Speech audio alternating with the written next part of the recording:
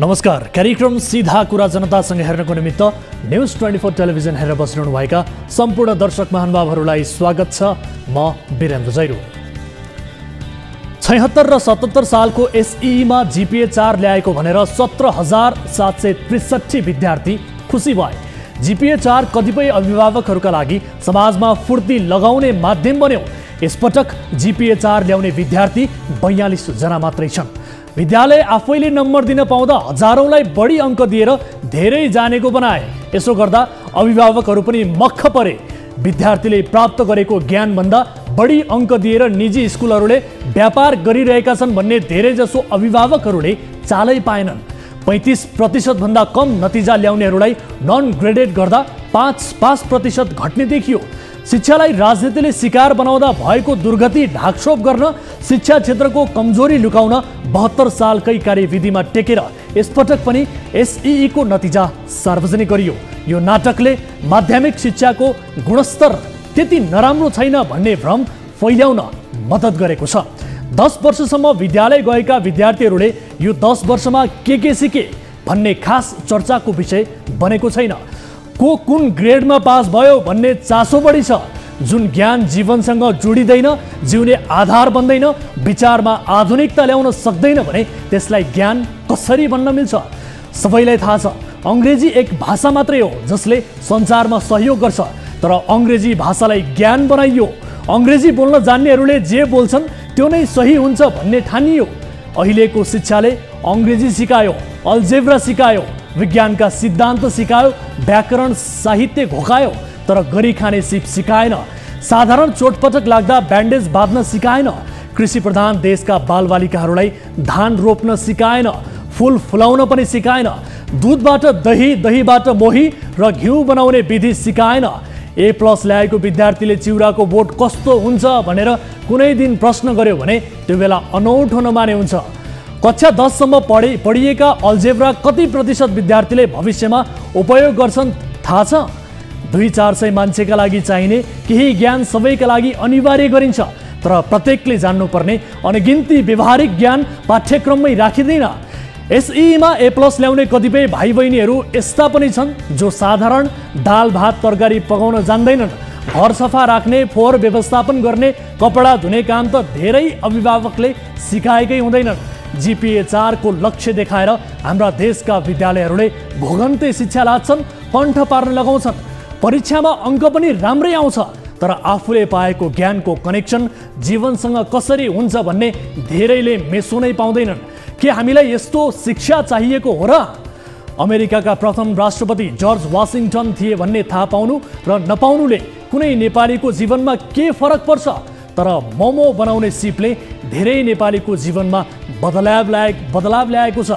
भाषा, साहित्य, विज्ञान, गणित हामीलाई चाहिएको छैन भन्ने हाम्रो आशय होइन। यी सबै ज्ञान एउटा देशलाई अवश्य चाहिन्छ, तर सबै ज्ञान सबै नागरिकलाई आवश्यक पर्दैन। भारतले वर्षमै 15 लाख इन्जिनियर उत्पादन गर्छ, तर अनुसन्धान र नवप्रवर्तनमा विश्वको नम्बर 1 मुलुक स्विजरल्यान्ड हो। स्विजरल्यान्डको कुल जनसङ्ख्या बराबर इन्जिनियर भारतले 5-6 वर्षमा उत्पादन गरिसक्छ, तर भारत प्रविधिमा स्विजरल्यान्डको छेउ पनि पुग्दैन। पढेका मान्छे मात्रै भएर पनि के अर्थ जब तिनीहरूबाट राज्यले ठोस फाइदा लिन सक्दैन भने? एसईई उत्तीर्ण भएपछि अब विद्यार्थीहरू मूलभूत रूपमा साइन्स, कमर्स, ह्युम्यानिटी मध्ये कुन छानेर पढ्ने भन्ने बाध्यात्मक स्थितिमा छन्। फिजिक्समा रुचि भएको विद्यार्थीलाई राजनीति शास्त्रमा पनि रुचि हुन सक्छ, तर फिजिक्स र पोलिटिकल साइन्स मिसाएर पढ्न पाइँदैन। साहित्यमा रुचि भएको विद्यार्थीलाई खगोल शास्त्र पनि पढ्न मन हुन सक्छ, तर यसरी पनि पढ्न पाइँदैन। तपाईहरूलाई लाग्न सक्छ फरक संकायको विषय त कहाँ पढ्न पाइन्छ त? यस्तो नपाइने नेपालमा मात्रै हो, छिमेकी भारतमै पनि यसरी पढ्न दिने नियम बनिसक्यो। मानव स्नातकोत्तरमा 10 विषय छन्। 9 विषयमा कुनै विद्यार्थी उत्तीर्ण भयो, एउटा विषय उसले पास गर्न सकेन वा त्यो विषय परीक्षा दिनै चाहेन। उसले 9 विषय त उत्तीर्ण गरेको हो नि, तर उत्तीर्ण गरेको विषयको प्रमाणपत्र समेत विद्यार्थीले पाउँदैनन्। 10 मध्ये 1 विषयमा फेल भएको छ भने बाँकी 9 विषयमा पास हुनुको कुनै अर्थ रहँदैन। हाम्रो देशको शिक्षामा व्याप्त खराब नीतिले वर्षेनी लाखौं विद्यार्थीको जीवनसँग खेलबाड गर्छ। यी र यस्ता कैयन कमजोरी हाम्रो देशको शिक्षा नीतिमा छ। तर देश चलाउनेहरूलाई सम्भवतः यी कुरामा सोच्ने फुर्सद समेत छैन। यसपटक 3.6 देखि 4 जिपिए ल्याउने विद्यार्थीको सङ्ख्या 9633 छ। यी प्रतिभाशालीको चिन्ता त राज्यले गर्नै पर्छ। योभन्दा 1,48,000 विद्यार्थी त्यस्ता छन् जसले जिपिए 2 भन्दा कम ग्रेड प्राप्त गरेका छन्। 2 भन्दा बढी र 3.2 जिपिए भन्दा कम ल्याउनेहरूको सङ्ख्या पनि 1,50,000 भन्दा बढी छ। उनीहरूका लागि के गर्ने, कस्तो शिक्षा दिने, कसरी उनीहरूलाई आत्मनिर्भर बनाउने भन्ने योजना सरकारसँग छैन। यी तमाम विद्यार्थी राज्यको नीतिकै कारण अबको केही वर्षभित्रै अध्यक्ष कामदारका रूपमा खाडी पुगिसक्नेछन्।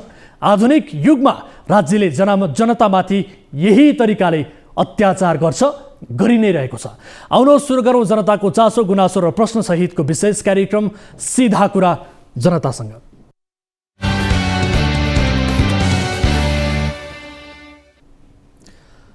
स्वागत छ दर्शक महानुभावहरू, कार्यक्रम सीधा कुरा जनतासँगको नयाँ श्रृङ्खलामा आज पनि उपस्थित भइसकेका छौँ। आम नागरिकको चासोसँग जोडिएका विषयहरूलाई कार्यक्रममा समावेश गर्दै ती विषयको समाधान खोजिने यस कार्यक्रममा र विशेष गरी राष्ट्रिय चासोका विषयहरूलाई पनि स्थान दिँदै ती विषयमा जवाबदेहिता खोजिने यस कार्यक्रममा आज हामीले प्रधानमन्त्री शेरबहादुर देउवालाई अक्सफोर्ड विश्वविद्यालय पढेको प्रधानमन्त्री हामी कहिले पाउँछौँ भन्दै 5 वर्ष अघि प्रश्न गरेका गुल्मीका युवा सागर ढकाल आगामी निर्वाचनमा देउवासँगै चुनावी प्रतिस्पर्धा गर्ने तयारीमा रहेको विषयलाई जोड्दैछौँ र यसका लागि उनी देउवाको गृह जिल्ला समेत पुगिसकेका छन्। यस विषयको विशेष रिपोर्ट र सागर ढकालसँगको विशेष कुराकानी आजको कार्यक्रममा प्रस्तुत गर्नेछौँ। र यस्तै अवैध रूपमा चलेको कल सेन्टरको ठगी धन्दा सम्बन्धीको विशेष फलोअप रिपोर्ट पनि आजको कार्यक्रममा समावेश गर्नेछौँ। र यस्तै अभिनेत्री मिरुना मगर र भिक्षु फुर्बा तामाङ बीचको ब्याट टच प्रकरण अदालतसम्म पुगेको छ। फुर्बाले अभिनेत्री मिरुना मगर र एक फिल्म प्राविधिक विरुद्ध गाली बैज्जती र कुटपिट सम्बन्धी मुद्दा दर्ता गरेसँगै यो प्रकरण फेरि चर्चामा आएको छ र यस विषयलाई पनि आजको कार्यक्रममा फलोअप गर्दैछौँ। र यस्तै पछिल्ला दिनहरूमा कोरोना भाइरसको सङ्क्रमण बढिरहेको छ। छिमेकी मुलुक चीनमा सङ्क्रमण बढेपछि त्यहाँ लकडाउन गर्ने काम भइरहेको छ। तर नेपालमा भने सरकारले अनुदान र खरिद गरेर ल्याएको कोरोना विरुद्धको खोप सरकारी लापरवाहीका कारण खेर गएको अवस्था छ। यस विषयलाई पनि आज हामी प्राथमिकताका साथ प्रस्तुत गर्दैछौँ। यसबाहेक तपाईँ दर्शक महानुभावहरूसँगको प्रत्यक्ष कुराकानीमा हामी जोडिनेछौँ, जसका लागि हामीसँग जोडिने माध्यम खुला गरिसकेका छौँ। कुनै पनि समस्यामा पर्नु भएको छ, कुनै पनि आपद विपदमा पर्नु भएको छ, कुनै पनि पीडा भोगिरहनु भएको छ भने तपाईँले कार्यक्रममा प्रत्यक्ष रूपमा जानकारी गराउनुहोला। ती विषयको समाधान गर्ने कोसिस हाम्रो टिमले गर्नेछ भन्दै कार्यक्रमको सुरुवात गरौँ हाम्रो नियमित सेगमेन्ट ताली र गालीबाट। यसअघि हामीले सोधेको प्रश्न थियो, प्रधान सेनापति प्रभुराम शर्मा एसपीपी अन्तर्गतको कार्यक्रममा सहभागी हुन अस्ट्रेलिया गएको भन्दै नेकपा माओवादी केन्द्रका सांसदहरूले विरोध गर्नुलाई स्वाभाविक मान्न सकिन्छ भन्नेले तालीमा र सकिँदैन भन्नेले गालीमा भोट गर्नुपर्ने थियो। जसअनुसार 50.1%ले तालीमा र 49.9%ले गालीमा मत जाहेर गर्नुभएको छ। यो मत परिणाम अनुसार नेकपा माओवादी केन्द्रका सांसदहरूले विरोध गर्नुलाई स्वाभाविक मान्न सकिन्छ भन्नेमा बढी मत परेको छ। अर्थात् तालीमा दर्शकहरूले बढी मत जाहेर गर्नुभएको छ, तर झिनो मतान्तर मात्रै यहाँ देखिएको छ। अब ताली र गालीका लागि आजको प्रश्न,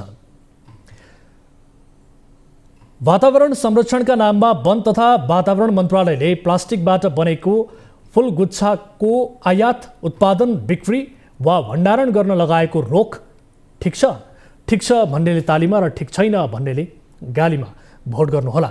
हाम्रो पात्रोको एप्लिकेसनमा गएर ताली र गालीका लागि भोट गर्न सक्नुहुनेछ र भोटिङ सुरु हुन्छ अब आजको पहिलो विषय, अहिले सामाजिक सञ्जालहरूमा एउटा अभियान तीव्र रूपमा अघि बढिरहेको छ। त्यो अभियान हो नो नट अगेन।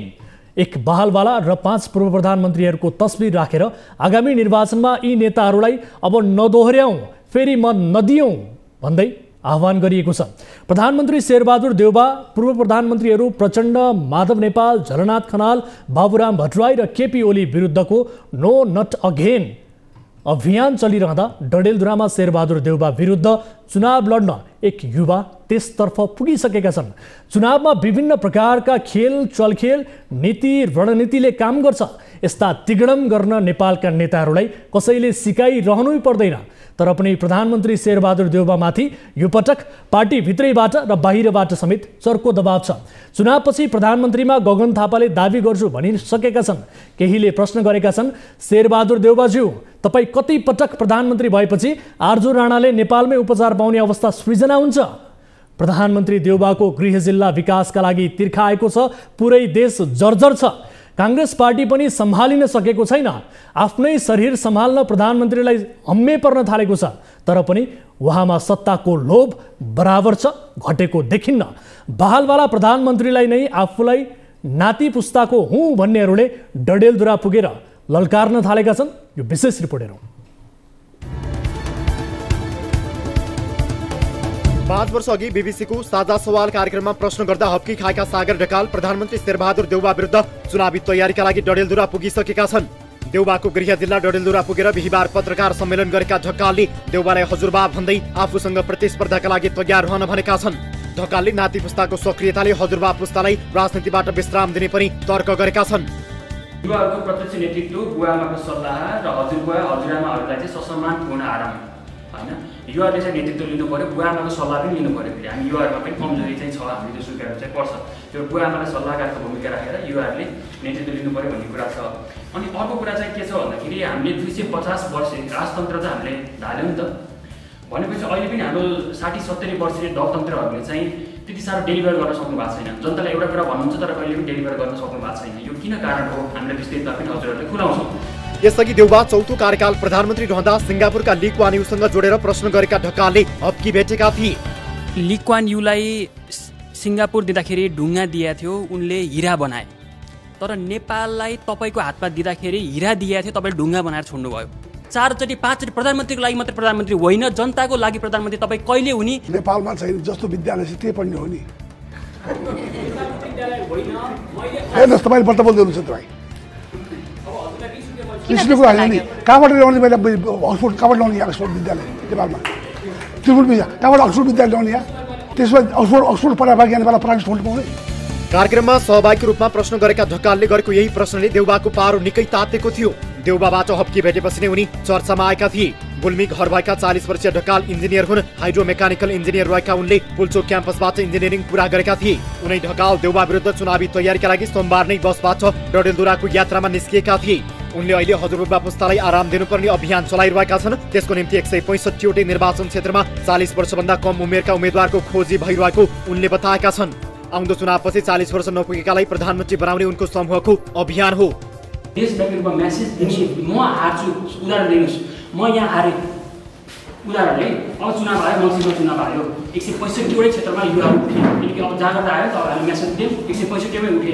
तर के हुन्छ भन्दाखेरि यहाँ मैले शेरबहादुर देउवाले जसले पैसामा खोलो पकाइदिनु भयो, मैले सकिनँ, म हारेँ। तर म त हार्छु, तर 164 भनेर दिन्छ नि, म हार्छु तर देश त भन्छ नि त। सजिलो छैन डडेलधुरामा देउवाको विरासत हल्लाउन। हालका प्रधानमन्त्री तथा नेपाली कांग्रेसका पार्टी सभापति शेरबहादुर देउवाको राजनीतिमा अपराजित यात्राको लामो फेहरिस्त छ।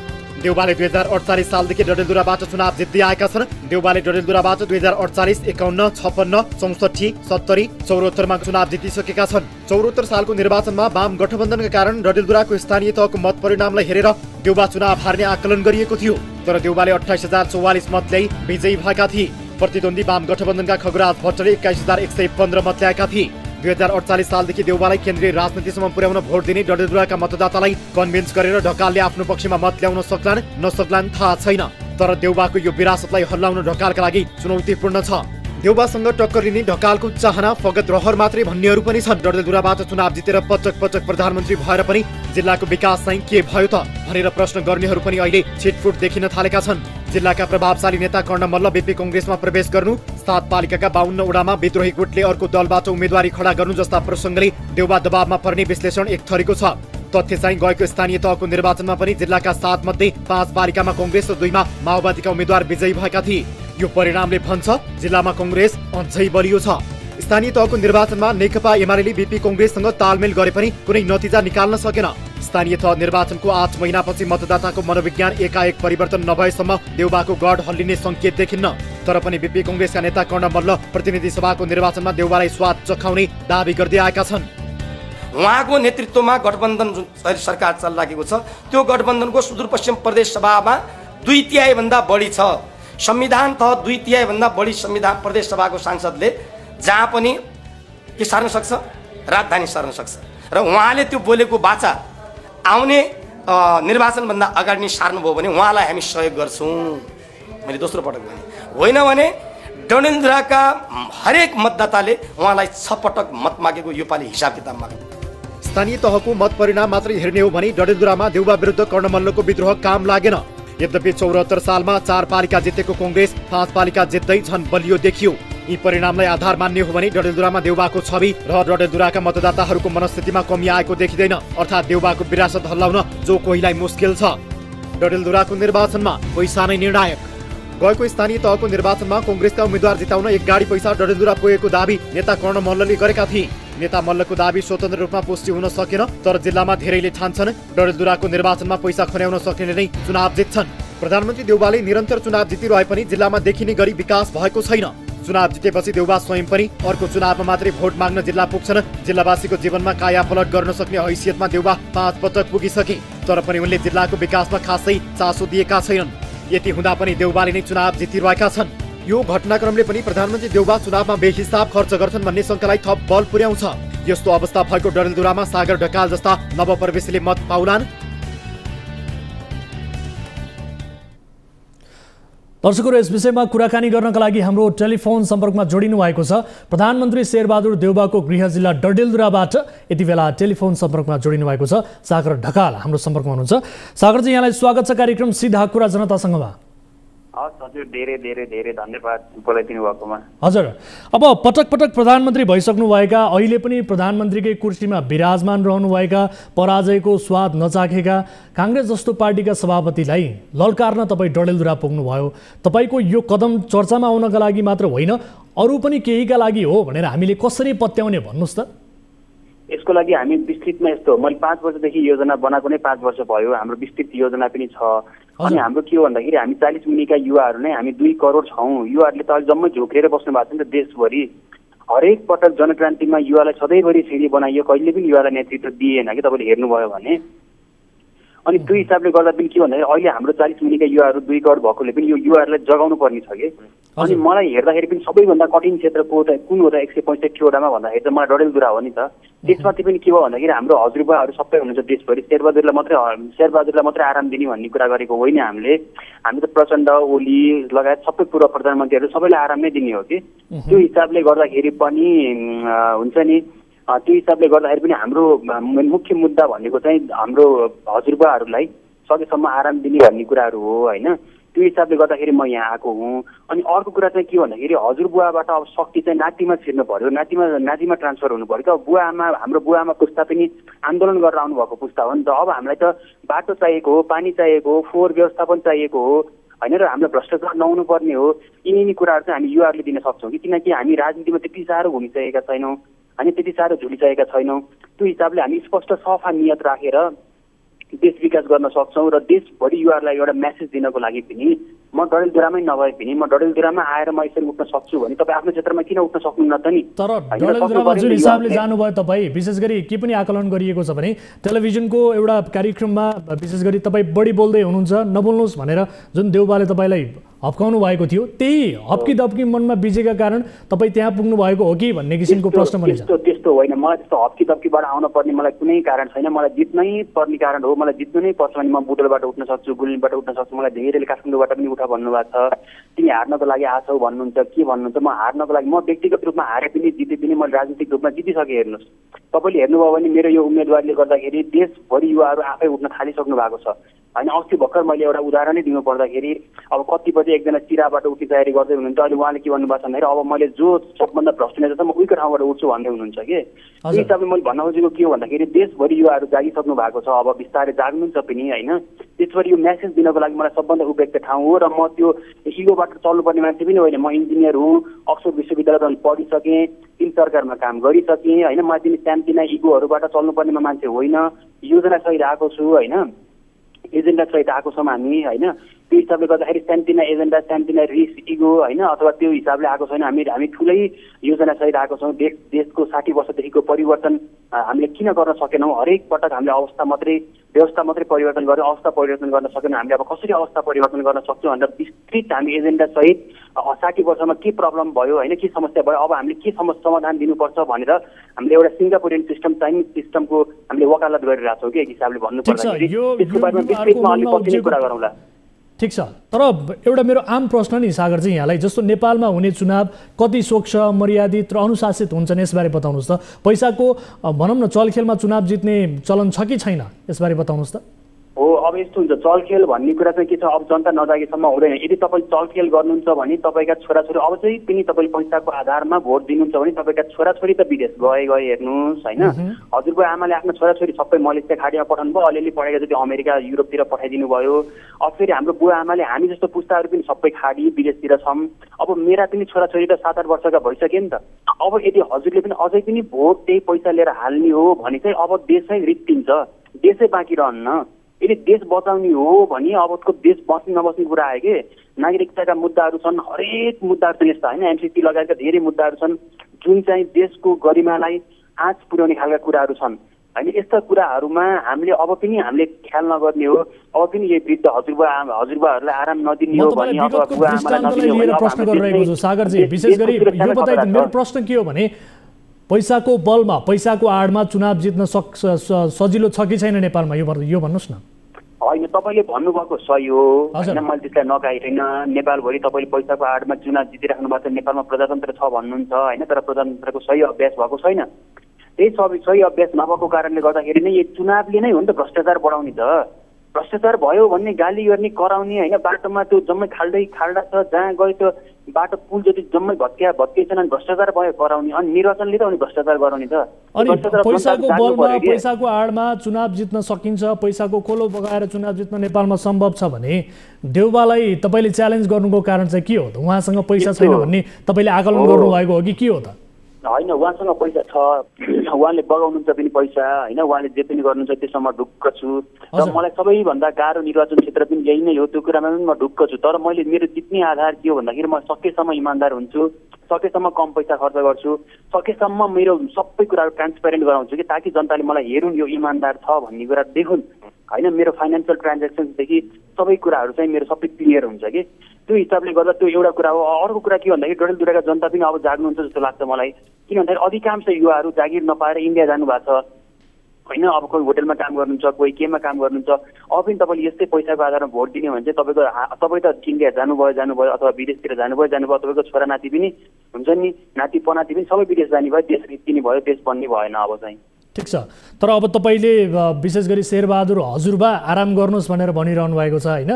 डडेलधुराका जनताले तिनै हजुरबालाई मन पराएका छन् वर्षौँदेखि, तिनै हजुरबा डडेलधुराका जनतालाई मनपर्छ, देशमा भइरहेको यही विकृति मनपर्छ भने प्रधानमन्त्रीका कारण भइरहेको जुन यो अस्तव्यस्त छ त्यही अराजकता भ्रष्टाचार कुशासन डडेलधुराका जनतालाई मनपर्छ भने तपाईँ के गर्नुहुन्छ त? अब यस्तो हेर्नुहोस्, जनताहरू पनि अब एकदमै यहाँ डडेलधुरामा म आएँ, बल्ल हिजो आएँ होइन। हिजो आएर जम्मैसँग कुरा गर्दाखेरि उहाँहरू पनि वाक्क हुनुभएको छ। हेर्नुहोस्, म खासमा एक्लै आएँ, म एकजना साथीसँग मात्र आएँ। युवाहरू कति धेरै हुनुहुन्छ यहाँ जसले चाहिँ परिवर्तन खोजिराख्नु भएको छ कि, अनि त्यही भएर अब चाहिँ डडेलधुराले एकदमै परिवर्तन खोजेको छ कि। त्यही भएर मैले यहाँ आउँदाखेरि मैले त्यो भान चाहिँ मैले पाइसकेँ। मैले इभन हजुरबाहरूसँग कुरा गरेँ होइन, सबै यहाँ मन्दिरहरूमा गएँ, सबैसँग कुरा गर्दाखेरि चाहिँ अब शेरबहादुरलाई त आरामै दिनुपर्छ, अब खुट्टा सुट्टा मार्ने हो, ढोग्ने हो होइन, निधारमा पानी सानी लगाएर आराम गराउने हो कि, कहिले ज्वरो आउला के आउला खोकी लाग्ला आराम गराउने हो। अब हामी नाति पुस्ताले हजुरबालाई हुन्छ नि ख्याल गर्ने हो कि, अब हामीले ख्याल पनि गर्नु पर्यो नि त। अब हजुरबा हुनुभयो, गाली गर्न पनि भएन नि त। तपाईँ आफ्नै हजुरबालाई जिन्दगीभरि मिहिनेत गर्नुभयो, अब अन्तिम समयमा गाली गर्नुहुन्छ र गर्न भएन नि। अब त माया गरेर हजुरबा आउनुहोस्। त्यही भएर मैले अस्ति पनि भने मैले हजुरबालाई मैले काठमाडौँबाट एकचोटि डडेलधुरा नाइट बसमा ल्याउने रहर छ होइन। एकचोटि देखाउन मन छ क्या हजुरबाले कस्तो गर्नुभयो त, अब किन हामी यो आउनुपर्छ भन्ने कुरा एकचोटि नाइट बसमा काठमाडौँदेखि डडेलधुरा आउनुभयो भने हजुरबालाई स्पष्ट थाहा हुन्छ शेरबहादुर हजुरबालाई। ठिक छ, अब यो चुनावको मिति पनि घोषणा भइसकेको छैन होइन, तर यो अवधिभर तपाईँ डडेलधुरामै बस्नुहुन्छ कि अथवा के गर्नुहुन्छ त? यस बिचमा तपाईँका आफ्ना योजनाहरू के छन् अलिकति सुनाउनुहोस् त, किनभने तपाईँका लागि अवसर पनि हो, जनतालाई सुनाउनुहोस् त तपाईँको के छ त? अब यस्तो हेर्नुहोस्, मैले डडेलधुरा मात्रै जित्ने भए, मैले चुनाव एक्लै मात्रै जित्ने आँट भएको भए, सब जसरी अहिले हाम्रो स्थानीय चुनावमा देख्नु भएको छ नि त होइन। अब हाम्रो बालेनजीले काठमाडौँमा मात्रै जहाँ प्लान गर्नुभयो, हर्का साम्पाङले आफ्नो क्षेत्रमा मात्रै प्लान गर्नुभयो, गोपीले आफ्नो क्षेत्रमा मात्रै प्लान गर्नुभयो। म त्यस्तो रणनीतिमा छैन, भन्नाले त्यो प्लानमा छैन म। तर हाम्रो प्लान के हो भन्दाखेरि हामीले 165वटै क्षेत्रहरूमा कम्तीमा जनतालाई अब शेरबहादुरको, प्रचण्डको, केपी ओलीको विकल्प चाहिँ दिनै पर्ने भयो कि नदिकिन भएन। गाली गर्ने उनीहरूलाई अनि उनीहरूको विकल्पै नदिने अनि उनीहरू नआएर को आउने त नि। त्यही भएर अब हाम्रो अभियानै के भन्दाखेरि 165वटै क्षेत्रमा हामीले सक्षम, इमान्दार, योग्य युवाहरू हामीले उठाउँछौँ र जनतालाई विकल्प दिन्छौँ होइन। त्यो हिसाबले गर्दाखेरि यसको नेतृत्व चाहिँ हाम्रो समूहले गरिरहेको छ। त्यो हिसाबले म डडेलधुरामै धेरै बस्न मिल्दैन होइन। 165वटै क्षेत्रमा युवाहरू उठाउनुपर्छ। तर अन्तिममा चाहिँ म आएर यहाँ बस्छु। मैले यहाँको जनताहरूलाई पनि भनेको छु, हामीले देश सोच्ने हो, डडेलधुरा मात्रै सोच्ने होइन। त्यो कारणले गर्दा मलाई धेरै टाइम नराखिदिनुहोस्। यदि मैले एक्लै जित्ने, निर्वाचन मात्रै जित्ने हो भने त म यही बस्छु नि, 2-4 महिना 5-7 महिनै बस्छु, जितेरै मात्रै निस्किन्छु। जितिसकेपछि आइराख्छु यहाँ होइन। तिनी कुराहरू छन्। तर यो भनेको डडेलधुरा जित्ने हार्ने भन्दा पनि देशलाई जित्ने हार्ने कुरा हो कि। त्यो हिसाबले गर्दाखेरि हामी 165वटा क्षेत्रमै फोकस गर्नुपर्ने कारणले गर्दाखेरि अब यहाँ 5-7 दिन बसेर हाम्रो साथीहरूले कार्यक्रमहरू अगाडि लिएर जानुहुन्छ। म चाहिँ काठमाडौँ आएर प्लानहरू गर्छु। हस् सागरजी, यो कुराकानीका लागि धन्यवाद र तपाईँलाई धेरै धेरै शुभकामना पनि दिन चाहन्छु। हस्, धेरै धेरै धन्यवाद। दर्शक महानुभावहरू, 2048, 51 र 56 को प्रतिनिधि सभा एवं 2064, 70 र 74 को संविधान सभाको निर्वाचनमा चुनिँदै देउबाले 2048 यता सबै निर्वाचन जित्ने नेताको रूपमा रेकर्ड कायम राख्न सफल भएका छन्। यसर्थ देउबाको यो विरासतलाई हल्ल्याउन त्यति सजिलो छैन। तर सामाजिक सञ्जालमा समेत नो नट अगेन, जे जति गर्यो धन्यवाद, अब अरू कसैको पालो भन्ने पूर्व प्रधानमन्त्रीहरूको फोटो राखेर अभियान नै चलेको देख्न सकिन्छ। आशा गरौँ यसपटकको निर्वाचनमा जनताले पनि परिवर्तनका लागि बुद्धि पुर्याउनेछन्। देशमा केही नयाँ पक्कै हुनेछ। हो, अब त अति भयो, जे जति गर्नु हो। यहाँहरू सबैलाई हाम्रो पनि धेरै धेरै धन्यवाद भन्दै पालो भएको छ ब्रेकको। ब्रेक पछाडि फेरि पनि यहाँहरू समक्ष उपस्थित हुनेछौँ। विशेष रिपोर्टहरू बाँकी छन्। यहाँहरू हेरिरहनु भएको छ कार्यक्रम सीधा कुरा जनतासँग, मात्र न्युज 24 टेलिभिजनमा।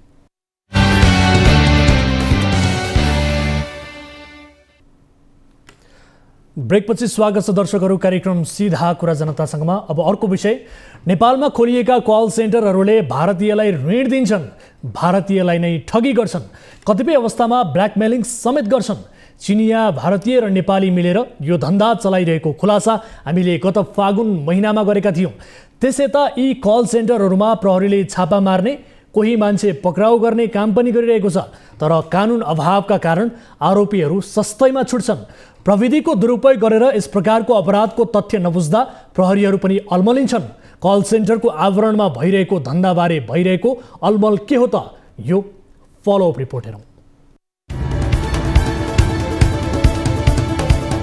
नेपालका विभिन्न जिल्लामा कल सेन्टरको आवरणमा खुलेका केन्द्रहरूमा प्रहरीले श्रृङ्खलाबद्ध रूपमा छापा मारिरहेको छ। छापा मार्ने, अनुसन्धान गर्ने प्रहरी आफै यो प्राविधिक विषयमा स्पष्ट हुन नसक्दा नेपालमा बसेर भारतीय ठग्ने गिरोह चाहिँ सजिलै उम्किँदै आएका छन्। नेपाल प्रहरी अन्तर्गतको काठमाडौँ उपत्यका प्रहरी कार्यालय रानीपोखरीले पहिलोपटक गएको फागुनमा बानेश्वर र भक्तपुरको छेउमा रहेका 2 कल सेन्टरमा छापा मार्यो। त्यो बेला 2 जना चिनिया नागरिक सहित 118 जना पक्राउ परेका थिए।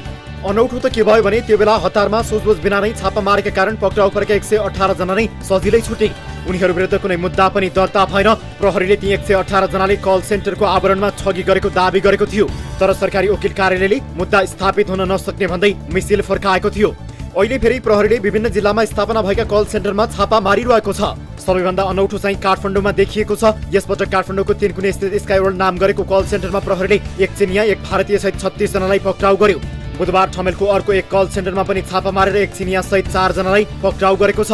पक्राउ परेकाहरूले नेपालमा बसेर भारतीय नागरिकलाई प्रविधिको प्रयोग गरेर ठगी गर्छन् भन्ने प्रहरीको बुझाइ छ। तर उनीहरूले गरेको कसुर बमोजिमको कानुन नहुँदा प्रहरीले अभद्र व्यवहार मुद्दामा म्याद थपिरहेको छ। कल सेन्टर सञ्चालकहरू विरुद्धको कारबाहीमा देखिएको अनौठो विषय चाहिँ यही हो। रूपन्देहीमा चिट्ठा परेको भन्दै मान्छे ठग्नेहरू पक्राउ परेका होइनन्, प्रहरी आफै अल्मलियो। गत आइतबार रूपन्देहीको तिलोत्तमा नगरपालिका 2 जानकी नगरबाट प्रहरीले कल सेन्टरको आवरणमा ठगी गरिरहेको आरोपमा 150 जनालाई पक्राउ गरेको थियो। कल सेन्टरमा काम गर्ने र सञ्चालकहरू समेत पक्राउ परेपछि वाट्सएपमा लट्ठी परेको भन्दै ठग्ने गिरोह पक्राउ परेको प्रचार भयो। रूपन्देहीका प्रहरी अधिकारीहरूले पनि यस्तै प्रकृतिको सूचना दिए। तथ्य चाहिँ यस्तो थिएन। खासमा यो प्राविधिक विषयमा प्रहरीहरू आफै अल्मलिएका थिए। तिलोत्तमामा पक्राउ परेका, बानेश्वर, छिमी, तिलगङ्गा र ठमेलमा पक्राउ परेका यो सबै प्रकरणमा एउटै गिरोहले चलाएको एकै प्रकृतिको अपराध थियो। यो मेसो प्रहरीले समेत थाहा नपाउँदा फरक सूचना बाहिरिएको थियो। कल सेन्टरको आवरणमा भइरहेको अवैध क्रियाकलापको सूचना विशेष गरी नेपाल प्रहरीको काठमाडौँ उपत्यका अपराध अनुसन्धान कार्यालयले धेरै पहिले पाएको थियो। अपराध महाशाखा भनेर चिनिने सो कार्यालयका केही अधिकारीहरूले कल सेन्टरबारे सबै सूचना पनि सङ्कलन गरेका थिए, तर पक्राउ गरेपछि कुन कानुनमा टेकेर कारबाही प्रक्रिया चलाउने भन्ने विषयमा सरकारी वकिलको कार्यालयले समेत सुझाव दिन नसकेपछि सूचना थाहा पाएर पनि प्रहरी रोकिएको थियो। त्यहीबीच काठमाडौँ उपत्यका प्रहरी कार्यालय रानीपोखरीले फागुन महिनामा केही कल सेन्टरमा छापा मार्यो। प्रहरी किन अलमलिए? अपराध के हो? कसरी छोड्छन् सजिलै? रूपन्देही प्रहरीले पक्राउ परेकाहरू विरुद्ध ठगी मुद्दा चलाउने तयारी गरेको छ, तर ठगी मुद्दा स्थापित हुन सक्ने आधारहरू छैनन्। नेपालमा खुलेका कल सेन्टरबाट भारतीयहरूलाई ठग्ने, ब्ल्याकमेलिङ गर्ने काम हुने भएका कारण नेपालमा आएर कसैले जाहेर दिने सम्भावना पनि खास हुँदैन। बिना कसैको उजुरी प्रहरीले कसैलाई पक्राउ गरेर ठगी मुद्दामा कारबाही चलाउन सक्दैन। यही कारण पनि आरोपीहरू सजिलै छोड्छन्। कल सेन्टरको मामिला बुझ्न सबैभन्दा पहिले उनीहरूले गर्ने क्रियाकलापको जानकारी हुनुपर्छ। नेपालमा विभिन्न वस्तु तथा सेवाको बजार प्रवर्धन गर्ने नाममा कल सेन्टर खोलिन्छ, तर यी कल सेन्टरले कुनै पनि कम्पनीको उत्पादन प्रवर्धन गरेका छैनन्। उनीहरूले मोबाइल वा कम्प्युटरबाट ठग्न तयार पारिएको कुनै डिजिटल वालेट भारतीयलाई इन्स्टल गराउँछन्, त्यसपछि त्यही डिजिटल वालेटमा ऋण दिन्छन्। ऋण दिँदा पहिले नै 30-40% काटेर रकम पठाउँछन्। तोकेको मितिमा रकम फिर्ता नगरे प्रयोगकर्तालाई धम्क्याउँछन्। प्रयोगकर्ताको मोबाइल ह्याक गर्ने सम्मका सेप यी कल सेन्टरमा सिकाइन्छ। यही विधिबाट नेपालमा बसी भारतमा ठगी हुन्छ। यो कारोबारको डाटा समेत नेपालमा मोबाइल वा कम्प्युटरमा सुरक्षित रहँदैन। प्रहरी स्रोतका अनुसार यो विद्युतीय कारोबारको सम्पूर्ण डाटा मकाउमा रहेको सर्भरमा सुरक्षित हुन्छ। यही कारण पनि प्रहरीले छापा मारेर कुनै पनि ठोस सबुत भेटाउन सक्दैन। प्रविधिको दुरुपयोग गरेर एउटा देशमा बसी अर्को देशमा भइरहेको ठगी थाहा पाउँदा पनि प्रहरीले अभद्र व्यवहार मुद्दा चलाउनु पर्ने बाध्यता पनि यही बनेको छ।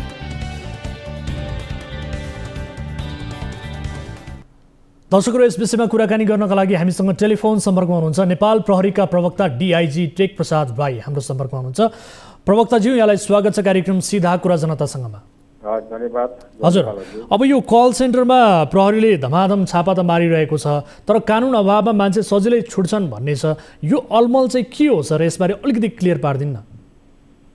यो किन हामी जस्तो जसले छुट्छ भन्ने होइन, त हामीसँग एक्जिस्टिङ ल जे छ त्यसैलाई टेकेर हामीले कारबाही गर्ने हो। हजुर। र अहिले पनि जस्तो जने यो हामीले अहिलेसम्म 3वटा कल सेन्टरको नाममा जुन गर्नुपर्ने कामहरू नगरिकन अवैध रूपमा ठगीको कामहरू, जस्तो जने त्यहाँ कम्प्युटरहरू राखेर इन्टरनेटको माध्यमबाट जुन ठगीको कामहरू गरिरहेको थियो, त्यसैको आधारमा हामीले पक्राउ गरेर कारबाहीहरू सुरु गरिसकेका छौँ। हजुर। अब प्रविधिको दुरुपयोग गरेर यस्ता कल सेन्टरहरूमा अपराध हुन्छ होइन, तर तपाईँहरूले चाहिँ मुद्दा चाहिँ अभद्र व्यवहारको लगाउनुहुन्छ। यो कसरी मिल्यो भने? मिल्यो सर? एक्जेक्ट तपाईँले जस्तो चाहिँ अहिले त हामी त्यसरी गरेका छैनौँ। सुरुमा केही कुराहरू भयो भने जस्तो हामीसँग एक्जिस्टिङ लले के भनिरहेछ त्यही अनुसार जाने हो कि। हजुर। हामीले तुरुन्तै जुन इन्कान नभएको अवस्था थियो होला पहिलेको कुराहरू जस्तो लाग्छ तपाईँले। तर अहिले हामीले जसरी ठगी भइरहेछ एक्जिस्टिङ लको आधारमा हामीले कारबाही अगाडि बढाइरहेछ र गर्ने नि त्यही हो। अब विशेष गरी ठगीमा कोही मान्छे ठगिए भनेर नआइकन कसरी चाहिँ मुद्दा दर्ता गर्न मिल्ला सर? यो मिल्छ? स्थापित हुन्छ यो एक्जिस्टिङ ल? तपाईँको कस्तो भने अहिले हामीले मूल्यगत अथवा सहायता 74को ठगी आपराधिक विशेषघात तथा आपराधिक लाभ सम्बन्धी कसुर अन्तर्गत हामीले कारबाही सुरु गरेका छौँ। हजुर। र हामीले कारबाही सुरु गरिसकेपछि केही नै भएर न हामीले गर्यौँ। तपाईँ जस्तो चाहिँ तपाईँले भने जस्तो त्यहाँ चाहिँ त्यसलाई भनौँ न, जस्तो चाहिँ कम्प्लेन गर्ने पीडितहरू नभएर भन्नुभएको होला, पहिलो केसमा थियो होला। अहिलेको त अब आउँछन् बस्छ यो। अब हामीले पनि तपाईँको मिडियाबाट पनि अब उहाँले थाहा पाउनुहुन्छ, अन्यबाट पनि हामीले अनुसन्धान गर्दै जाँदाखेरि हामी ल तपाईँ यसरी ठगिनु भएको छ, आउनुहोस् नेपाल प्रहरीले साथ दिनुहोस्, यस्तो अपराधीहरूलाई हाम्रो कानुनमा कारबाही गर्नुपर्छ। आज तपाईँ ठगिनु भयो, भोलि अरू ठगिन्छ। यो त फेरि एक किसिमको हेर्दाखेरि इन्टरनेटको जुन क्राइम छ नि, साइबर क्राइम भनेको तपाईँको स्पेस क्राइम पनि हो कि। संसार तपाईँ ग्लोबल भिलेज भएको छ, त्यस कारणले चाहिँ नि हाम्रो गभर्मेन्टले पनि यसतर्फ चाहिँ कदमहरू इन कानुन बन्ने प्रक्रिया अगाडि बढाइ नै राखेको छ। जस्तै हाम्रो साइबर लहरू पनि बनिसकेको छ। त्यो बाहेक अब हामीलाई जे प्रब्लम आउँदै जान्छ अनुसार तपाईँको चाहिँ नि कानुनहरू पनि बन्दै जाने हो क्या। ठिक छ, तर यो रूपन्देहीमा चलेको कल सेन्टर अनि त्यस पछाडि काठमाडौँको 3 कुनेमा र ठमेलमा पनि त्यहाँ कल सेन्टरमा छापा मारियो होइन, यी 3वटै कल सेन्टरको प्रकृति एउटै हो कि अथवा के हो सर? यहाँ हुने अपराधहरू एउटै हुन् कि यसको नेक्सस एउटै हो कि के हो सर? केही नेक्सस छ? अलमोस्ट तपाईँको अहिले हाम्रो प्रिलिमिनरी इन्भेस्टिगेसनले एउटै किसिम देखिन्छ। जस्तो तपाईँको चाहिँ तिनीहरूको चाहिँ लेआउटहरू होइन, त्यहाँ भेटिएको चाहिँ प्रमाणको आधारमा अब त्यो एउटा देखिन्छ इभिडेन्सको आधारमा। तर अहिले हामी प्रिलिमिनरी मात्रै भनौँ न, जस्तो हामी 8 गते चाहिँ हामीले बुटवलमा गरेका छौँ भने 9 गते चाहिँ काठमाडौँमा गरेका छौँ, हिजो मात्रै फेरि यहाँ अगाडि 10-11 गते गरेका छौँ। अब यो चाहिँ कस्तो भने अनुसन्धान हाम्रो सुरु भइसकेको छ। यसमा नेपाल प्रहरीको स्पेसलाइजेसन युनिट साइबर ब्युरो छ, यो हेर्नेलाई तपाईँको साइबर ब्युरोको चाहिँ टिमहरू लागिसकेको छ। त्यसै अर्गनाइज अन्य क्राइमहरू देखिन्छ भने तपाईँको सिआइबी पनि एक्टिभ भएको छ। तपाईँ अझै पनि डिफ्रेन्ट किसिमको तपाईँले अझै स्पेसलाइज किसिमको अपराधहरू देखियो भने तपाईँको हाम्रो नेपाल प्रहरीको स्पेसल ब्युरो पनि छ होइन। त्यसपछि तपाईँको चाहिँ अन्य देशहरूसँग हामीले तपाईँको सूचनाहरू इन्फर्मेसनहरू सेयरिङ गर्नु पर्यो भने हामी इन्टरपोलको मार्फत नै जान्छौँ।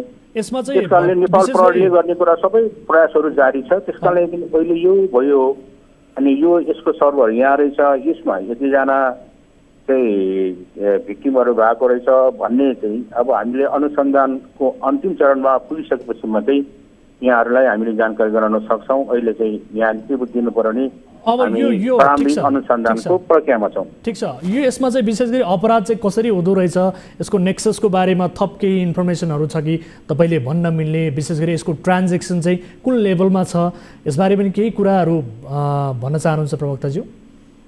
निश्चित यो के भने तपाईँ कल सेन्टरको नामबाट हजुर होइन, कल सेन्टर भन्ने बित्तिकै तपाईँको चाहिँ पब्लिकहरूलाई सेवा दिने हो कि त्यो हाम्रो होइन अहिले एक्जिक्युटिभ ल कम्पनी एक्ट अनुसार चाहिँ दर्ता भएर गरेको छ। तर त्यहाँभित्र चाहिँ नि तिनीहरूको गतिविधिहरू हेर्दै जाँदाखेरि त त्यहाँ चाहिँ डिफ्रेन्ट किसिमको एक्टिभिटीहरू भइरहेको देखेपछि हामीले एक्सन सुरु गरेका छौँ।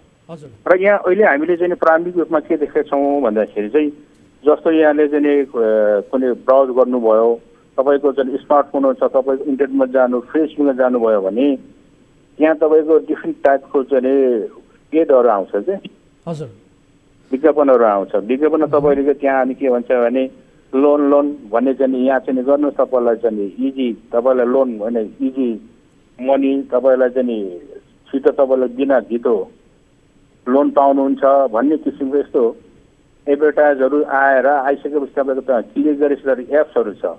जस्तो अहिलेसम्म हामीले गरेको देखेको थिएँ के भने लोन, रुपी बक्स, धोवा cash, easy loan, go loan, GPay, cash pack आदि एपहरू चाहिँ छ। तपाईँ हेर्नुहोस्, जब त्यो एपमा तपाईँले डाउनलोड गर्नुहुन्छ, डाउनलोडपछि तपाईँको त्यस इन्फर्मेसनहरू माग्छ, इन्फर्मेसनमा मागेपछि तपाईँ चाहिँ भर्दै जानुहुन्छ र तपाईँको सर्टेन चिज तपाईँको आइडीहरू माग्छ होइन, तपाईँको नागरिकताहरू माग्छ। दिइसकेपछि तपाईँ तपाईँलाई कति लोन चाहिएको छ एप्रुभ भन्छ, एप्रुभ भइसकेपछि तपाईँलाई लोन पनि आउँछ।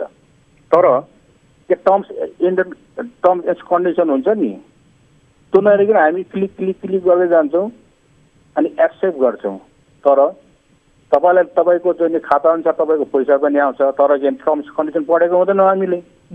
त्यसपछि 1 हप्ताको फर इक्जाम्पल है, एक हप्ता पछि तपाईँको 6 दिनपछि तपाईँले तपाईँले यति लोन लिनुभएको, तपाईँ यति चाहिँ तपाईँको इन्ट्रेस्टको पैसा दिनुहोस् भन्छ। त्यसै तपाईँले दिनु भएन, अर्को दिन त तपाईँले तेरो यो नाम रहेछ, यो छ, तपाईँले त्यसरी तिर्दैनस् भनेर त्यहाँबाट ब्ल्याक मनी अनि ब्ल्याकमेलिङ तपाईँको थर्काउने कुराहरू, पुलिङ गर्ने कुराहरू सुरु हुन्छ कि। त्यसपछि तपाईँको चाहिँ बाध्य भएर धेरै चाहिँ नि होइन नागरिकहरूले तपाईँको चाहिँ नि यो दुःख भोगेको छ, त्यही अनुसार चाहिँ तपाईँको पैसा लाउने बाध्य भएको छ। र स्पेसली तपाईँको भारतको मुम्बईमा केहीले चाहिँ आत्महत्या गरेको भन्ने पनि हामीलाई चाहिँ सूचनाहरू छ। मुख्य पात्रहरू को हुन्छ र तपाईँहरूको केही तपाईँहरूले सम्पर्कमा ल्याउनु भएको छ कि छैन, सूचनामा छ कि छैन? यो गिरोह पछाडिका मुख्य पात्रहरू, मुख्य नायकहरू को हुन्? मुख्य नायकहरू अब अनुसन्धान गर्दै जाँदैछौँ। अनुसन्धानको तपाईँको फाइनलमा आउँछ र यहाँलाई हामी जानकारी गराउँछौँ। हजुर, ठिक छ। तर अब अर्को प्रश्न, विशेष गरी कम्पनी रजिस्ट्रारको कार्यालयमा जे प्रयोजनका लागि भनेर यिनीहरूले कल सेन्टर खोलेका छन्, त्यो काम नगरेको देखिएपछि कम्पनी रजिस्ट्रार मार्फत पनि कारबाही चलाउन मिल्छ कि मिल्दैन? मिल्छ। त्यस कारण हामीले हजुर अनुसन्धान गरिसकेपछि हाम्रो सरकारी वकिल मार्फत सरकारी वकिलको राय अनुसार कुन सरकारी हाम्रो निकायहरू छ, तपाईँको जसले भन्नुभयो कम्पनीले रजिस्टर कार्यालयमा छ भने त्यो अनुसार मान्छे त्यो पठाउँछौँ। कुनै चाहिँ त्योभन्दा बढी कोही मान्छेको खातामा बढी देखियो भने हामी मनी लन्ड्रिङमा पठाउँछौँ होइन। छ नि त राजस्व केही छ भने राजस्व विभागमा पठाउँछौँ। अनि केही समातेको मान्छेहरू अब तपाईँको इमिग्रेसन एक्ट अन्तर्गत तपाईँको छ भने त्यहाँ पठाउँछौँ। त्यो चाहिँ हामी अनुसन्धान गर्दै जाने क्रममा सरकारी वकिलको राय सल्लाह अनुसार हामी अगाडि बढाउँछौँ। ठिक छ। अब जस्तो अब यो कल सेन्टरमा काम गर्ने जति पनि नवयुवाहरू छन् उहाँहरूले भन्ने गर्नुहुन्छ कि नेपालमा बसेर नेपालीलाई ठगेको हो र राज्यले हामीलाई रोजगारी दिन्छ र भन्ने किसिमको तर्कहरू गरेका छन्। यस्तो तर्क गर्न पाइने हो र? हजुर, त्यो उहाँहरूको पाटो हो। अहिले के हुन्छ नि, अपराधी नि हो। अहिले त फेरि मैले भने संसारी ग्लोबल भिलेज भएको छ बिकज अफ तपाईँको इन्टरनेटले। त्यो उहाँहरूको क्षणिक आवेग होला होइन, क्षणिक उहाँको आफ्नो सोचाइ होला। अपराधी त अपराधी नै हो नि, चाहे चाहिँ अमेरिकामा बसोस् जहाँ पनि बसोस्। त्यस कारणले चाहिँ हाम्रो होइन, त्यस कारण अपराधी हो। हामीले आफ्नो ठाउँबाट चाहिँ अनुसन्धान गर्ने कुराहरू होइन एनकान गर्ने भित्र बसेर गर्छौँ। त्यसपछि तपाईँको चाहिँ हामीसँग कति ठाउँमा हाम्रो चाहिँ एमओयू भएको छ होइन, त भायोलेटेड कुराहरूमा चाहिँ हामी जान्छौँ। त्यस्तै हाम्रो चाहिँ प्रहरीको इन्टरनेसनल होइन तपाईँको इन्टरपोल छ, प्रहरीको अर्गनाइजेसन छ, इन्टरपोल मार्फत पनि जान्छौँ।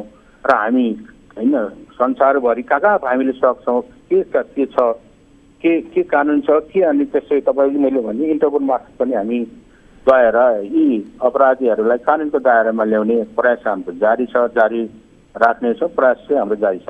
हस् प्रवक्ताजी, यो महत्त्वपूर्ण कुराकानी र समयका लागि यहाँलाई धेरै धेरै धन्यवाद। हस्, धन्यवाद। दर्शक महानुभावहरू, गत फागुनदेखि नै यो विषयलाई हामीले फलोअप गरिरहेका छौँ। विशेष गरी यस बिचमा प्रहरीले धेरै कल सेन्टरहरूमा चाहिँ छापा मारेको छ, तर केही व्यक्तिहरूलाई समात्ने त्यस पछाडि फेरि छोड्ने यो किसिमको उल्झन देखिएको छ। केही कानुनी अभावका कारण पनि यो समस्या देखिएको छ। यद्यपि पछिल्लो समय प्रहरी सक्रियताका साथ लागिरहेको देख्न सकिन्छ। कानुनी अभावका कारण रहेको उल्झनलाई हटाउँदै प्रहरीले यस्ता अपराधहरू नियन्त्रण गर्नमा आफ्नो भूमिका निर्वाह गरोस्, यो विषयलाई फलोअप गर्नेछौँ भन्दै अब अर्को विषयतर्फ यहाँहरूको ध्यानाकर्षण गराउन चाहन्छु। पछिल्ला केही दिनको आँकडाले कोरोना संक्रमण दैनिक बढेको देखाइरहेको छ। बिहिबार 710 जना नयाँ संक्रमित फेला परेका छन्। बितेको 24 घण्टामा 2 जनाको ज्यान पनि गयो। तेस्रो लहर समाप्त भएपछि कोरोना संक्रमण दर लामो समयसम्म 100 भन्दा न्यून रह्यो, तर अहिले फेरि बढ्न थालेको छ। के यो दरले कोरोनाको चौथो लहर सुरु भएको सङ्केत गरेको हो त? प्राप्त आँकडाहरूको विश्लेषण गर्दा चौथो सम्भावनालाई पूर्णतया इन्कार गर्न सकिने स्थिति छैन। यो विशेष रिपोर्ट हेरौँ।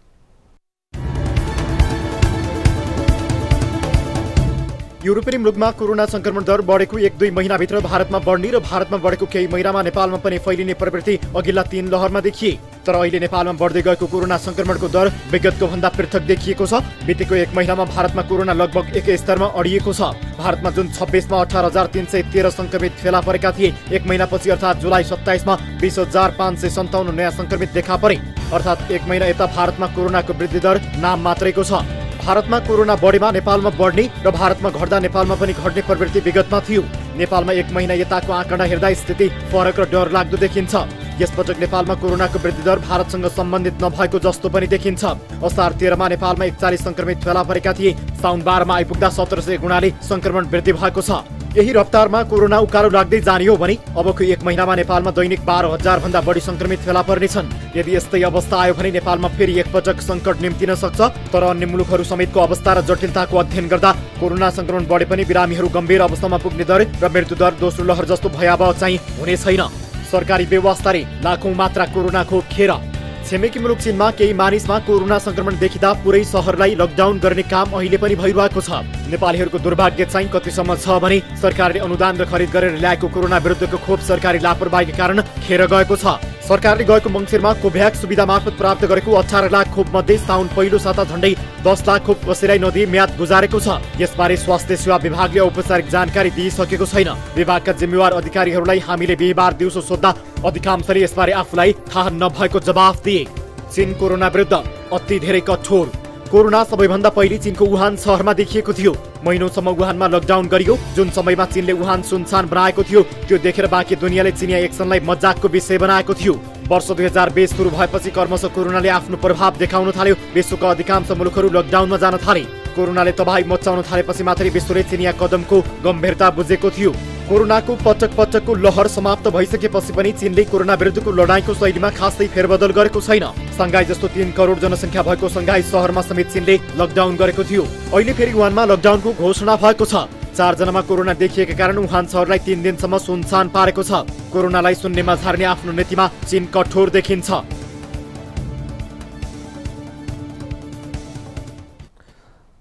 दर्शक महानुभावहरू, आम नागरिकलाई सचेत हुनका लागि, सचेत बनाउनका लागि यो रिपोर्ट हामीले प्रस्तुत गरेका हौँ र विशेष गरी सरकारी निकायको लापरवाही व्यवस्थाले लाखौँ मात्राको खोप खेर गएको छ। यसतर्फ पनि राज्य गम्भीर बनोस्। फेरि पनि हामीले विगतमा जुन हिसाबले कोरोना भाइरसको सङ्क्रमणबाट पीडा भोगेका थियौँ त्यस्तै नियति पीडा भोग्न नपरोस् भन्ने उद्देश्यले यो रिपोर्टलाई यहाँहरू समक्ष प्रस्तुत गरेका हौँ। यसका लागि सचेत हुन जरुरी छ। र यति बेला कोही दर्शक हामीसँग जोडिनु भएको छ भाइबर मार्फत, उहाँसँग कुराकानी गरौँ। नमस्कार, को बोल्दै हुनुहुन्छ, कहाँबाट? सर नमस्कार, म रोहित सुनाया दुबईदेखि सर। दुबईबाट। यहाँसँग कोही साथी पनि हुनुहुन्छ सँगै? हजुर सबै छौँ, थुप्रै छौँ। हजुर, के समस्यामा पर्नुभयो, के का लागि तपाईँहरूले सम्पर्क गर्नु हामीलाई? सर मेरो आएको 5 महिना भयो दुबईमा, म राइडरमा आएको। हजुर। अनि मैले यहाँ मैले 4 लाख रुपियाँ पैसा तिरेर आएको नेपाल एजेन्टमा।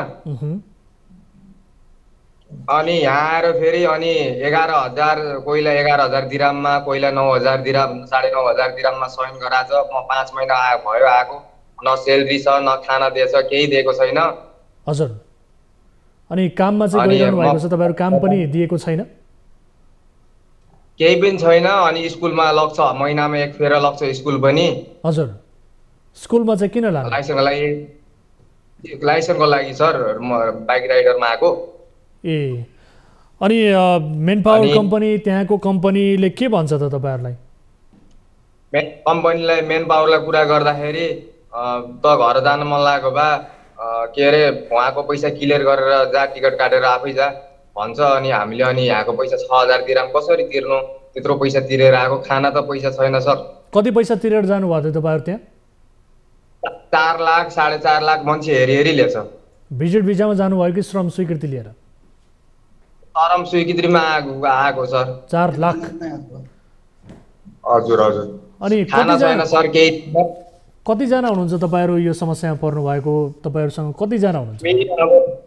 हामी त छौँ 7-8 जना छौँ सर। कोहीलाई अब कहाँ रुममा राख्दैछ, कोहीलाई कहाँ राख्दैछ, अलग अलग राख्दैछ। हजुर।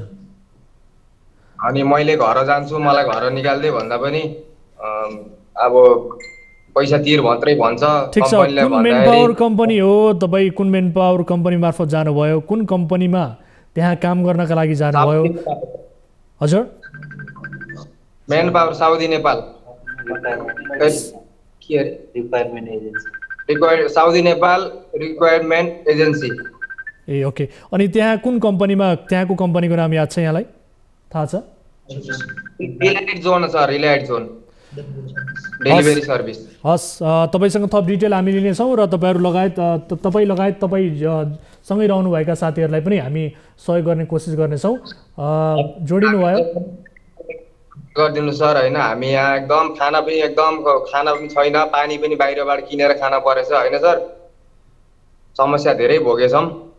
अब उसलाई फोन गर्दाखेरि थर्काउँछ, अब त्यस्तो गरे सर। हामीले जसरी पनि नेपाल उद्धार गरिदिनु होला। हस्, हाम्रो टिमले तपाईँहरूलाई सम्पर्क गर्नेछ, थप डिटेल्सहरू बुझ्नेछौँ हामी, मेन पावर कम्पनीसँग पनि बुझ्नेछौँ किन यो समस्या आयो भनेर। अहिलेका लागि समय अभावले तपाईँसँग छुट्टिन्छु। आफ्नो ख्याल गर्नुहोला तपाईँहरू, दर्शक महानुभावहरू। यो विषयलाई हामी फलोअप गर्नेछौँ। र यसरी विदेशमा धेरै नेपाली युवाहरू अलपत्र पर्नु भएको छ। मेन पावर कम्पनीलाई सहजै रूपमा विश्वास गर्न सक्ने स्थिति छैन। कतिपय मेन पावर कम्पनीहरू विश्वास गर्न लायक छैनन् भने धेरै मेन पावर कम्पनीहरू विश्वास गर्न लायक छैनन्। विदेशमा जाँदा, रोजगारीका लागि जाँदा आफू पनि सचेत हुनुपर्ने, सजग हुनुपर्ने बेला छ। हामीले बारम्बार भनिरहेका छौँ। अब अर्को विषयमा यहाँहरूको ध्यान आकर्षण गराउन चाहन्छु। फिल्म नायिका मिरुना मगरलाई ब्याड टच गरेको अभियोग लागेपछि 3000 धरोटी राखेर रिहा भएका भिक्षु फुर्बा तामाङ अन्ततः आफै मिरुना र अर्का एक व्यक्तिबाट कुटपिटमा परेको गाली बैजती खेपेको दावी गर्दै अदालतको ढोका ढकढकाउन पुगेका छन्। दुवै पक्षबीच मिलापत्र भएपछि पनि नायिका मगर र भिक्षु एक आपस विरुद्धका अभिव्यक्ति दिनबाट रोकिएका थिएनन्।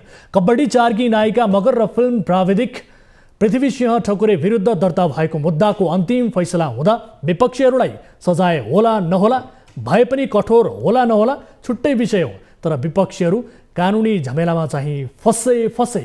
भिक्षु फुर्बा अदालतसम्म कसरी पुगे त? यो फलोअप रिपोर्ट हेरौँ।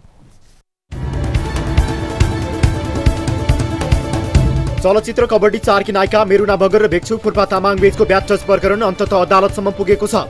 फुर्बा तामाङले अभिनेत्री मिरुना मगर विरुद्ध गाली बेइज्जती र कुटपिट गरेको भन्दै काठमाडौँ जिल्ला अदालतमा मुद्दा नै दायर गरेका छन्। तामाङले बुधबार अभिनेत्री मगर सहित फिल्म प्राविधिक पृथ्वीसिंह ठकुरीलाई विपक्षी बनाएर गाली बेइज्जती र कुटपिट सम्बन्धी मुद्दा दर्ता गराएका हुन्। यसअघि यो प्रकरण जेठ 17 को सहमतिपछि शान्त भएको ठानिएको थियो, तर सहमति भएको झण्डै 1 महिनापछि भिक्षु तामाङ न्युज 24 टेलिभिजनमै आएर आफूमाथि अन्याय भएको भन्दै गुनासो गरेका थिए। कागजमा पनि लेखियो मैले म गल्ती भयो भनेर, तर पनि म त्यतिमा पनि म सयर बसेँ। म पनि नभएको गल्तीले पनि अहिलेसम्म म सयले बसेको थियो। अझै फेरि अहिले पनि फेरि नयाँ यस्तो हरबर लगाउने गर्ने रहेछ। यता समात्यो उता समात्यो कहाँ समात्यो 2 समात्यो भनेर यस्तो हरबर धेरै लगाउने रहेछ। उनले नायिकालाई नचिमोटेको, तर नायिकाले करियर बर्बाद हुन्छ भनेपछि कागजमा सही गरिदिएको बताएका थिए। त्यो सहमतिपछि पनि नायिकाले फेरि आफ्नै बदनाम गर्दै हिँडेको देखेर सहन नसकेर कार्यक्रम सीधा कुरा जनतासँगसम्म आएको खुलासा गरेका थिए। यति मैले गरेको छ भने अहिलेसम्म त्यो दिनदेखि आजसम्म दिनसम्म यस्तो गल्ती गरेको छ, मैले यस्तो के गरेको हो भनेपछि तपाईँहरू प्रुफ लिँदिनु, प्रुफ ल्याइदिनु, प्रुफ देखाउनु। म के 1 वर्ष के 10 वर्ष के जेलमा बस्ने तयार छु तपाईँहरूको यस्तै प्रुफ छ भने। तर पटक पटक पहल गर्दा पनि अभिनेत्री मगरले माफी माग्ने सवालमा बेवास्ता गरेपछि मुद्दा दर्ता गर्न बाध्य भएको तामाङले उजुरीमा उल्लेख गरेका छन्। फिल्म प्राविधिक ठकुरीले मिरुनालाई उक्साउने काम गरेको भन्दै उनी विरुद्ध पनि कारबाहीको माग उनले गरेका छन्। यो पत्र हेर्नुहोस्।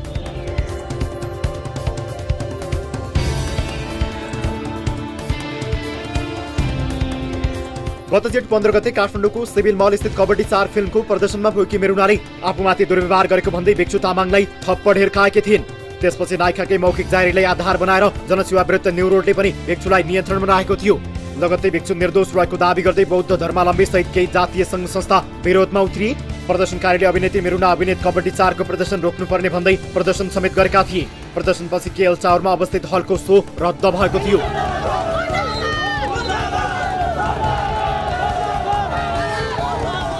प्रदर्शन चर्किन थालेपछि फिल्म निर्माण पक्षकै अनुरोधमा उनलाई रिहा गरिएको थियो। त्यसपछि जेठ 17 गते चलचित्रका कलाकार, निर्देशक र लामा गुरु साक्षी राखेर दुवै पक्षबीच माफी माग्ने र दिने सहमति भएको थियो। मिरुना विरुद्ध के छन् प्रमाण? भिक्षु फुर्बाले नायिका मिरुना र प्राविधिक ठकुर विरुद्ध गाली बेइज्जती र कुटपिट मुद्दा दायर गरेका छन्। मुद्दा दायर गर्ने पक्षले गरेको दावी पुग्ने गरी प्रमाण पनि पेश गर्नुपर्ने हुन्छ। सरसर्ती हेर्दा भिक्षुलाई कुटपिट गरेको भिडियो फुटेज नै उपलब्ध भएका कारण कुटपिट भएको प्रमाणित हुन सक्छ। गाली बेइज्जतीको हकमा पनि कान समाएर उठबस गर्न लगाएको दृश्यले भिक्षुको दावी पुग्न सक्छ। सँगसँगै मिरुनाको जाहेरीपछि प्रहरीले महिला दुर्व्यवहारमा कारबाही चलाएको थियो। काठमाडौँ जिल्ला प्रशासन कार्यालयले भिक्षुलाई सफाई दिएको छैन। भिक्षु 3000 धरोटीमा रिहा मात्रै भएका थिए, अर्थात् मुद्दामाथि मुद्दा परेका कारण यो प्रकरण थप जटिल बन्ने देखिएको छ।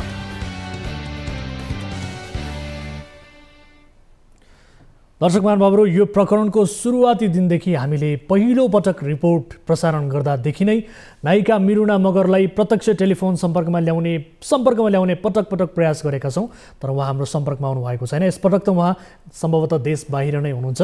खैर, जे जति भए पनि यो प्रकरणमा अहिले भने नायिका मिरुना मगर र एक फिल्म प्राविधिक उनलाई भने कानुनी झमेलामा पक्कै पनि पारेको छ। यो प्रकरणलाई हामी फलोअप गर्नेछौँ भन्दै आजलाई यिनै विषयहरू प्रस्तुत गर्दा गर्दै कार्यक्रम सीधा कुरा जनतासँगको निर्धारित समय सकिएको छ। कुनै पनि समस्या पर्नु भएको छ भने तपाईँले 24 घण्टा हाम्रो टोल फ्री नम्बर 1660 011 2424, यसै गरी एनसेल नम्बर 98 015 7 2424 र एनटिसी अर्थात् भाइबर नम्बर 9884 011 037 मा कल गर्न सक्नुहुनेछ। आफ्ना समस्याहरू राख्न सक्नुहुनेछ। तपाईँको समस्या समाधान गर्ने कोसिस हामी हरसम्भव गर्नेछौँ भन्दै कार्यक्रम सीधा कुरा जनतासँगबाट म वीरेन्द्र जैरू बिदा हुन्छु। नमस्कार।